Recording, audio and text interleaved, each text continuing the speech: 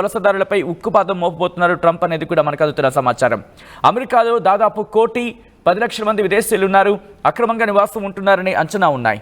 China, Mexico, కెనడాలకు చుక్కలు చూపించబోతున్నారు Trump అంటూ కూడా ఇప్పటికే చర్చ జరుగుతుంది. అన్నిటికన్నా ముందు 40 ఏళ్ల తర్వాత ఈ రోజు అంటే ఆయన ప్రమాణ స్వీకారం చేసే రోజు ఆ ఘట్టం మరి కాసేపట్లో ఆవిష్కృతం కాబోతోంది. యుఎస్ అమెరికాకు 47వ అధ్యక్షుడిగా 78 ఏళ్ల ట్రంప్ జనవరి 20న ప్రమాణ స్వీకారం చేయబోతున్నారు.